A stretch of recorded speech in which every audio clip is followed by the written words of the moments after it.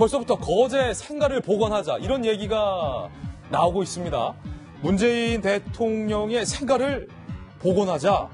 사실 생가 복원은 위인전에 나오는 위인들에게 대상으로 하는 것인데 아직 업무 시작하지도 얼마 안 됐는데 생가 복원 얘기. 대통령도 이 얘기에 좀 부담스러워하는 것 같습니다. 청와대 신임 대변인이죠. 박수현 대변인의 발언 한번 직접 들어보시죠.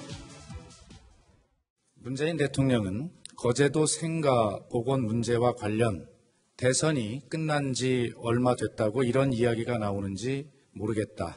급한 일, 해야 할 일이 산적해 있다.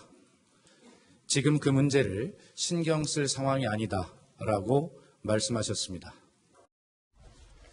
생가 복원에 대해서 일단 청와대에서는 상당히 난감해하는 그런 기류인 것 같습니다. 문재인 대통령 본인은 과연 이 생가 복원에 대해서 어떻게 생각을 하고 있을까요?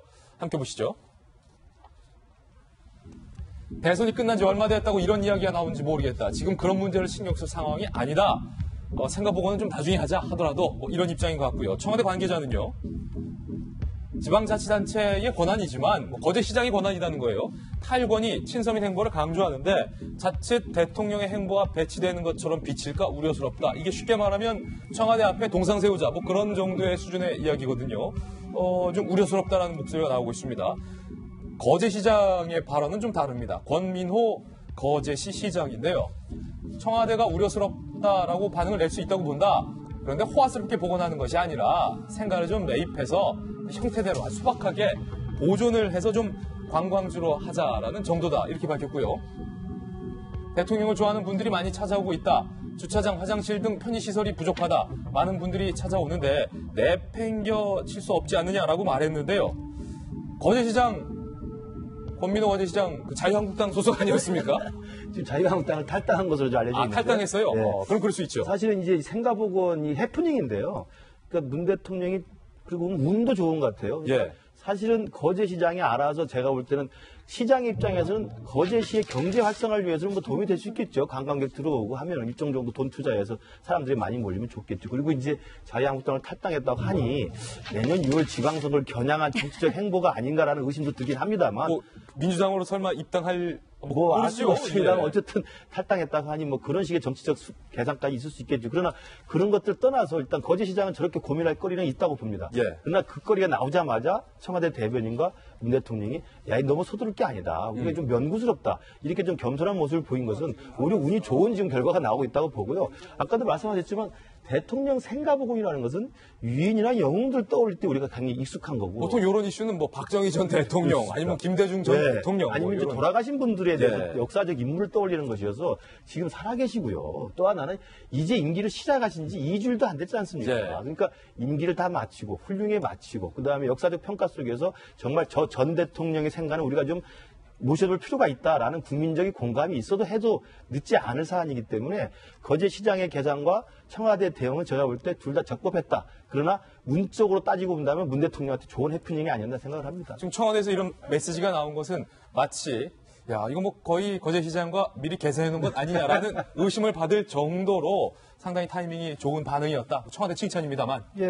짜고 치는 고스톱이었다 이거죠. 그런 의미는 아닙니다.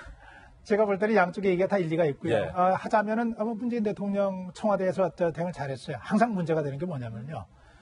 오버하는 사람들이 문제거든요. 저는 거제시장 저 얘기할 수 있다고 봐요. 그러나 저런 것들은 조용히 해야 돼요. 조용히 표시나지 않게 찾아오는 사람들을 통해서 그냥 자연스럽게 사실 한국 사람들이 가지고 있는 성정상 대통령이 자라난 집 그리고 그쪽에서 생활했던지 한번 보고 싶어하고 가는 것이 누가 말리고 안 말리고 하는 것과 관계없이 진행되는 일이기 때문에 그래서 저거는 뭐 잘하고 잘 정리가 된 아름다운 뭐 작은 해프닝이었다 이렇게 이제 보면서 아까 이제 하나 참고로 제가 말씀드릴게요. 조금 전에 우리가 얘기했던 것 중에 대통령 부인이 이제 음식을 대접한다.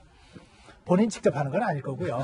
여러 가지 중에 하나 할 거예요. MB 대통령 경우에는 그 닭강정을 잘했어요. 닭강정. 김민옥 여사가. 김민옥 여사가 닭강정을 잘해서 먹는 사람마다 아주 좋아했고. 그래서 아마 그런 걸 거예요. 근데 정말 중요한 거는 음식 먹는 게 아니라 그 자리를 통해서 뭘 만들어낼 거 아니겠어요? 저는 대통령은 지금 제가 보기엔 본인이 할 수 있는 여러 가지를 잘하고 있다고 봅니다. 야당에서 같이 손을 맞춰줘야 합니다. 같이 맞춰줘서 공통 공약사항이라도 풀어갈 수 있는 것에 대한 합의를 좀 해주고 한 발짝 더 나가고 하나만 더 말씀드리면은 대통령께서 야당 원내대표들만 만나는 게 아니라 다양한 소통의 창구를 정말로 만들어야 합니다. 참고로 말씀드리면 제가 청와대에 있을 때는 청와대에 있는 행정관들사이에서도 언론인 출신, 학자 출신, 또 그냥 어떤 바깥에서 일하던 어떤 다른 시민사회 단체에서 활동하던 이 출신, 이런 중심으로 해서 정기적인 대화의 채널이 있었어요. 꽤 도움이 됐었거든요. 참고가 좀 필요하다 생각합니다. 예, 지금 현장에 있는 취재 기자로부터 전원이 왔습니다. 김적수 여사가 디저트류를 요리한다. 메인 요리가 아니었어요. 디저트 요리를, 원래 디저트가 더 비싸거든요. 디저트를 요리한다라는 것도 참고해 주시면 감사하겠습니다. 저에게 이렇게 또 취재를 해서 제보를 해준 현장 기자에게도 감사의 말씀을 표합니다.